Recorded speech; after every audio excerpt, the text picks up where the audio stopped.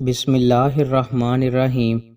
رسول اللہ صلی اللہ علیہ وآلہ وسلم نے ارشاد فرمایا، جب میری امت 15 بری عادتوں کو اپنائے گی تو اس پر مصیبتیں نازل ہوں گی۔ عرض کیا گیا، یا رسول اللہ صلی اللہ علیہ وآلہ وسلم وہ کیا ہیں؟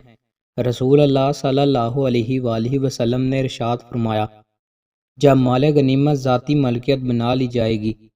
امانت مال غنیمت سمجھی جائے گی، زکوٰۃ جرمانہ سمجھی جانے لگے گی، آدمی اپنی بیوی کی اطاعت کرے گا، اپنی ماں کی نافرمانی کرے گا، اپنے دوست سے حسن سلوک کرے گا، اپنے باپ سے بدسلوکی سے پیش آئے گا، مساجد میں آوازیں بلند ہوگی، لوگوں میں نکما آدمی حکمران بن جائے گا، کسی شخص کی عزت اس کی شرانگیزی کے خوف سے کی جائے گی،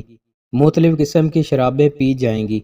ریشم پہنا جائے گا، گانے بجانے والیاں عام ہو جائیں گی، گانے بجانے کے آلات اختیار کیے جائیں گے، اور اس امت کے بعد میں آنے والے لوگ پہلے والے بزرگوں پر لعن طعن کریں گے، تو ایسے وقت لوگوں کو سرخ آندھی یا زمین میں دنسا دیے جانے یا چہروں کے مسح کیے جانے کے عذاب کا انتظار کرنا چاہیے۔